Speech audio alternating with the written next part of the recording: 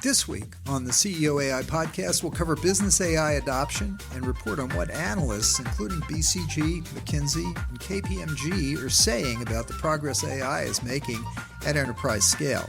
And we'll learn about how leaders in these companies are successfully deploying AI. The CEO AI podcast is a weekly show that covers all things AI important to running companies, growing sales, and improving profits. All right, friends, let's dive in. Our research team has been busy analyzing this recent round of reports that dropped over the past week. They've read several hundred pages of research and survey data and have a report on the themes common to success across the companies these analyst firms have evaluated.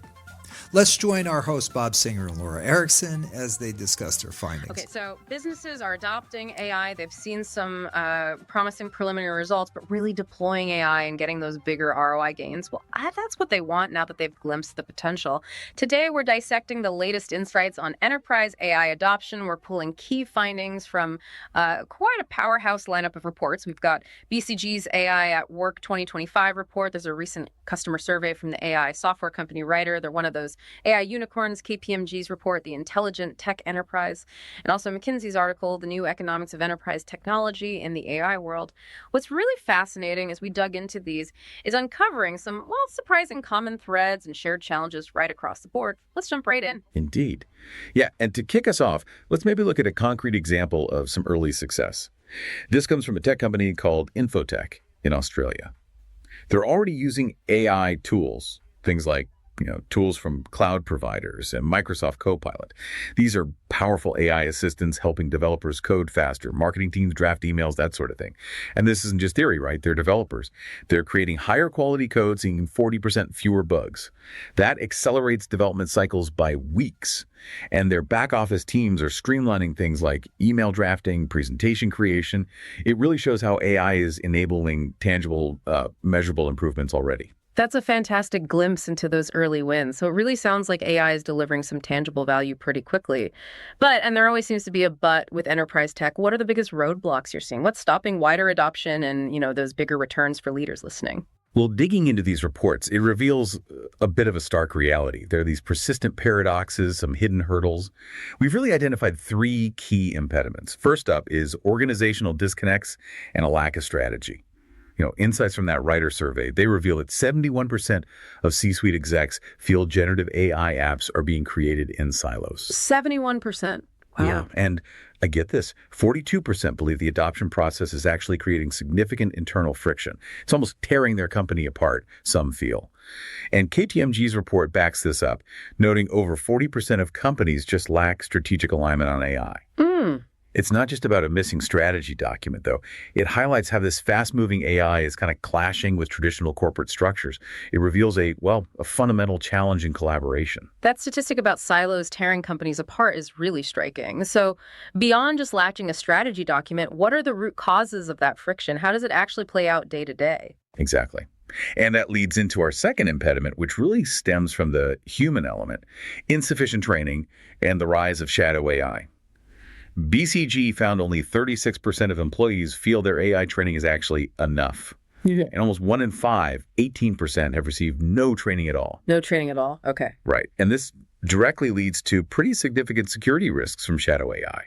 That's where employees are using unauthorized AI tools, outside of official company channels.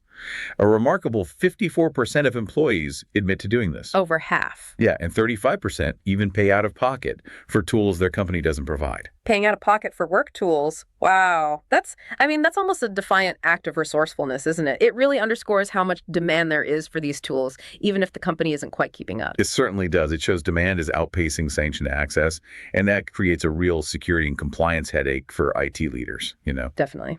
Okay, so we've got internal disconnects, the training gap fueling shadow IT.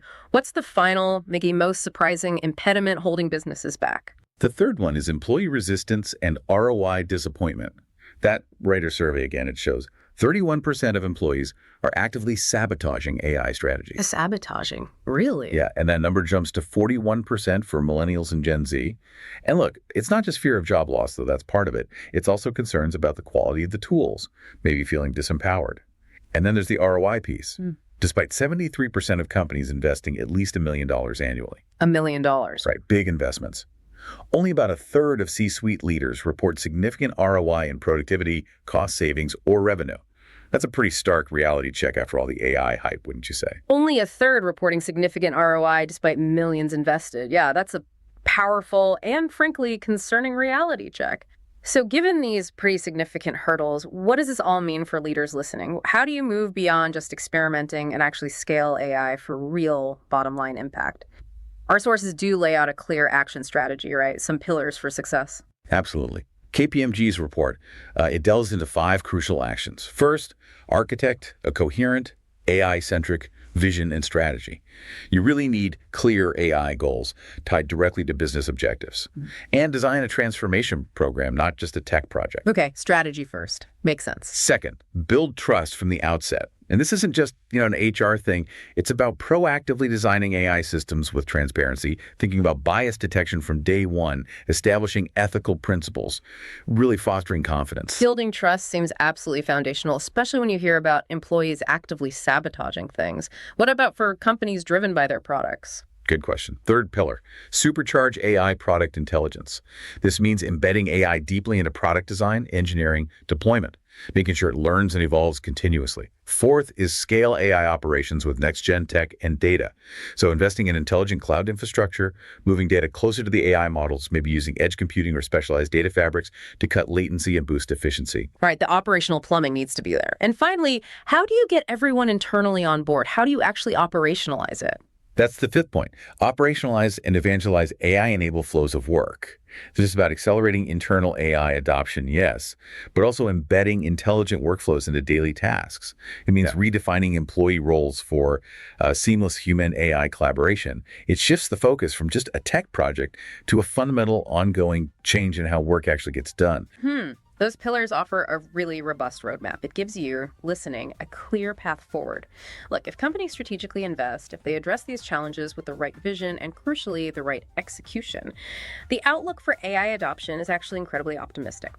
As these initial projects show such promise, the potential for truly significant ROI, lower costs, increased sales within reach, AI can genuinely transform how we work, make operations more efficient, foster innovation, reshape entire industries.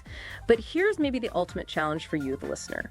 If AI isn't just another tool, but a fundamental shift in how work gets done, then is your organization truly built to embrace an AI-first future? Or will it risk being left behind? Thanks for joining us on the CEO AI podcast. We will be back again next week with another deep dive, so don't forget to click subscribe on your favorite podcast app.